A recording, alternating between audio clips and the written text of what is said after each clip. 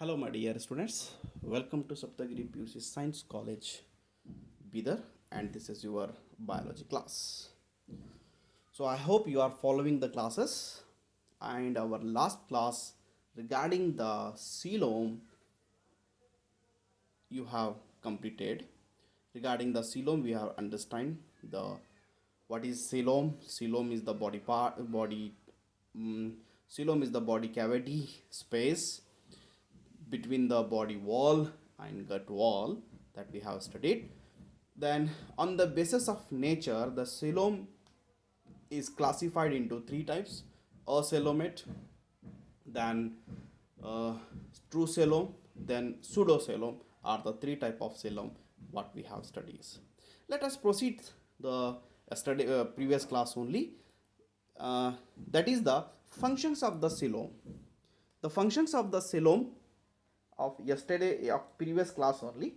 सी coelom जो होता है हमारी बॉडी में, स्पेस को बोलेंगे हम, स्पेस खुली जगह को हम वहाँ पर सीलोम बोलेंगे. तो इसका फंक्शन क्या है? हमारी बॉडी में जो स्पेस है वो स्पेस का काम क्या है? देखिए इधर, इट अकोमोडेट विजरल ऑर्गन्स, यहाँ पर लिखा हुआ है अकोमोडेट विजरल ऑर्गन्स. क्या मतलब इसका? अकोमोडेट विजरल ऑर्गन बोल के है, देखिए ये देखिए visceral organs. What mean this? यानी कि हमारे हमारे बॉडी में जो इम्पॉर्टेंट ऑर्गन्स है, जैसे कि किडनी है, ब्रेन है, हार्ट है, स्टमक है, लीवर है, पैनक्रियास है, ये सब कहाँ हैं? वहाँ स्पेस है बोल के ये सारे के सारे ऑर्गन प्रेजेंट है. तो ये काम करता है. सीलोम रहने से ही हमारी बॉडी में क्या विजरल यानी कि इम्पॉर्टेंट ऑर्गन प्रेजेंट है. नेक्स्ट, सीलोम फ्लूइड जो होती है, वहाँ पे लिखा हुआ है देखिए, coelom fluid reduce fractions between visceral organ. एक दूसरे ऑर्गन के बीच में किस तरह का फ्रैक्शंस ना हो, किसी तरह की घर्षण ना हो, किसी तरह का तनाव ना हो, किसी तरह का एक दूसरे को कोई डिस्टर्ब ना हो, वो भी उसको भी टेक केयर सीलोम ही करता है. उसके बाद it act as a shock absorber. Shock absorber यानी कि अब जैसे कि हम बाइक पे जाते जो जंप लगता है, जिससे हमको कुछ फर्क नहीं पड़ता, उसी तरह हम कभी गिर गए, ठीक है, हम कबड्डी खेलते समय बच्चे हमारे ऊपर गिरते या हम किसी के ऊपर गिरते, दब जाते, फुटबॉल लगता, क्रिकेट बॉल लगता, कभी कभी हम बच्चों के साथ मस्ती करते, तो उस समय पर हमारे बीच में कोई ने हमको दबा दिया, जिससे हमारा हार्ट दब गया, जिससे हमारा पेट फूट गया, ऐसा कभी सुने क्या आप? नहीं, क्योंकि वहाँ शॉक ऑब्जर्वर जैसा काम हमारी बॉडी की स्पेस, जिसको हम सीलोम कहते हैं, वो करती है. ठीक है, तो आप फंक्शंस ऑफ जो है फंक्शंस ऑफ सीलोम बोलकर लिखकर वो 3 पॉइंट लिख लीजिए.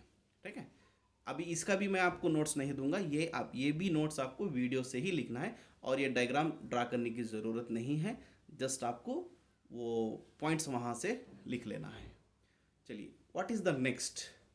The metamerism. Metamerism is the next basis of the classification. Classification में मेटामेरिज्म नेक्स्ट है. क्या है ये मेटामोरिज्म? किसको कहना चाहिए हम मेटामेरिज्म बोले तो?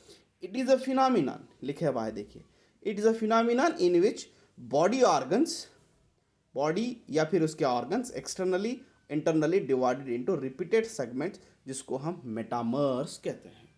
यानी कि हमारे बॉडी के जो ऑर्गन्स हो सकते हैं या फिर बॉडी के कोई सेगमेंट्स हो सकते हैं जो रिपीटेडली एक्सटर्नल और इंटरनल रिपीटेडली दिखाई देने वाले चीज़ों को हम मेटामर्स कहते हैं, और उस मैकेनिज्म को ही, उसके फिनोमिनन को ही क्या कहते हैं बोलो तो मेटामेरिज्म कहते हैं. यहाँ देखिए एक अर्थवर्म है, यहाँ पे डायग्राम में, उसके ऊपर ये जो सेगमेंट्स देख रहे हैं ये रिपीटेड है. The segments are what? Repeated. यहाँ पर एक लीच है, इसके ऊपर ये जो देख रहे हैं ना हम, ये भी रिपीटेड है. ये रिपीटेड बॉडी का स्ट्रक्चर, बॉडी के ऑर्गन्स, चाहे वो एक्सटर्नली हो चाहे वो इंटरनली हो, जिसको हम क्या बोलेंगे? सेगमेंट बोलेंगे, और मेटामेरिज्म कह देंगे. और उसमें कौन आते हैं बोले तो Annelida and Arthropoda belongs to the metamerism category. ठीक है, ये 5th टाइप है जिसके आधार पर एनिमल्स क्लासीफाई कर चुके हैं, किए गए हैं. The 6th type, that is the notochord. ये बहुत इंपॉर्टेंट है students. The basis of classification में जो लास्ट बेस है जिसका नाम है notochord, this is one of the most important things to understand in the animal kingdom. Animal kingdom या फिर एनिमल्स को समझने के लिए नोटोकॉर्ड बहुत मुख्य, बहुत इम्पॉर्टेंट वर्ड माना जाता है, क्योंकि एनिमल्स की दुनिया में, एनिमल किंगडम में इसका मीनिंग बहुत इम्पॉर्टेंट है, क्योंकि इन एनिमल्स को आधे आधे में बांट दिया है एनिमल्स को, जिसको एक को कॉर्डेट और दूसरे को नॉन कॉर्डेट कहते हैं, या फिर वर्टिब्रेट या फिर इनवर्टिब्रेट कहते हैं। तो वो वर्टिब्रेट की एक बड़ी सी दुनिया है, इनवर्टिब्रेट की एक बड़ी सी दुनिया है। इन दोनों को डिवाइड करने में नोटोकॉर्ड का काफ़ी बड़ा योगदान होता है। नोटोकॉर्ड ही एक ऐसा रीज़न है जो एनिमल्स को कॉर्डेट और नॉन कॉर्डेट में डिवाइड कर चुका है। चलिए, तो फिर क्या है ये नोटोकॉर्ड? नोटोकॉर्ड एक mesodermal derived supporting rod form on the dorsal side during embryonic development in some animals। बहुत बेस्ट और बहुत ब्यूटीफुल लाइन है ये। In some animals he is telling, वो क्या बोल रहा है? इन सम एनिमल्स, कुछ एनिमल्स के पास ये जो नोटोकॉर्ड होता है ये मीसोडर्मली एक लेयर है। मीसोडर्म क्या है? Ectoderm, endoderm and mesoderm. जब इब्रियो बनते होता है ये 3 जर्माइनल लेयर वहां पर होते हैं।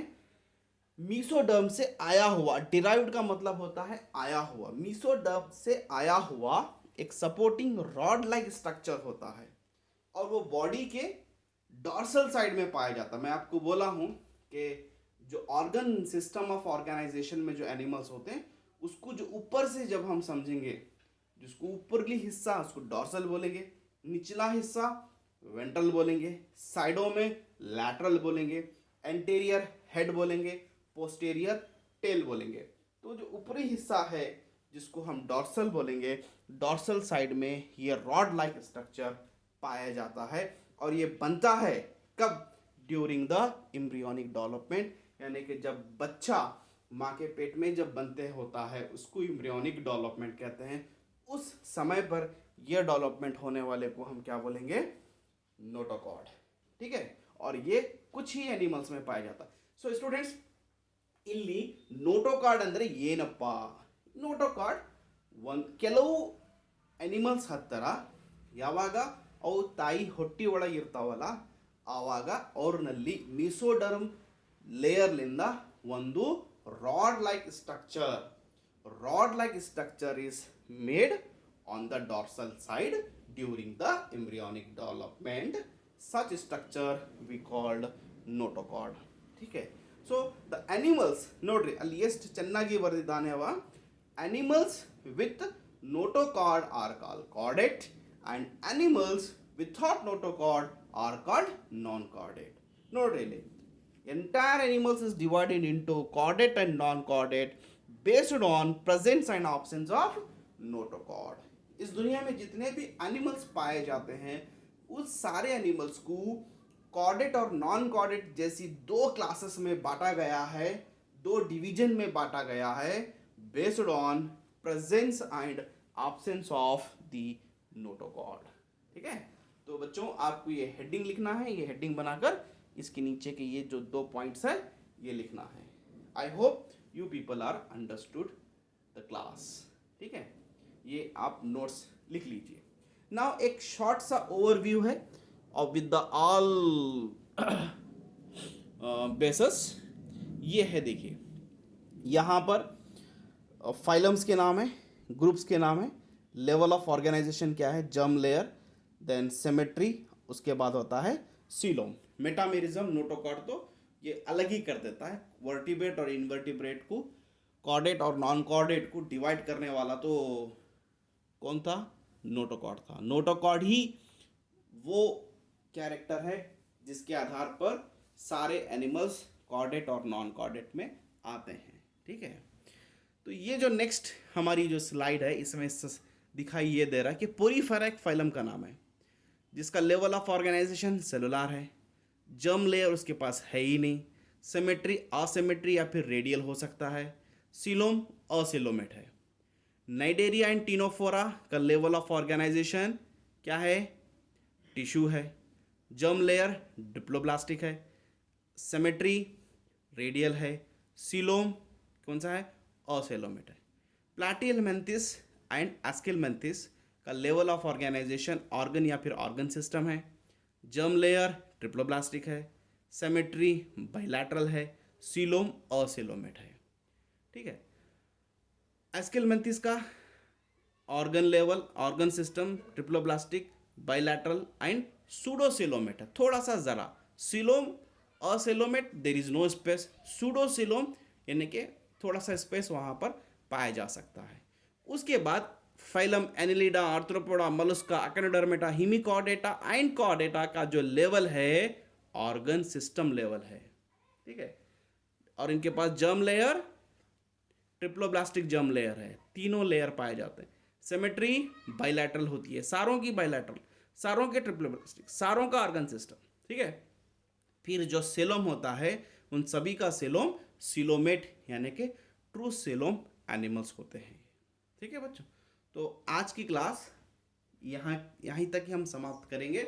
आपको ये टेबल जैसा मैं आपको दिखा रहा हूँ ये टेबल एज इट इज़ लिखना है। इसी के साथ हमने सिक्स बेसिस ऑफ क्लासिफिकेशन अच्छी तरह से समझ चुके हैं। ये नोट्स आप ये वीडियो से ही बना लीजिए और कुछ भी डाउट्स है वो आप मुझे पर्सनल व्हाट्सअप कर सकते हैं या फिर ग्रुप में भी पूछ सकते हैं। ठीक है, चलिए thank you very much. Notes लिखकर ग्रुप में सेंड कीजिए। Thank you.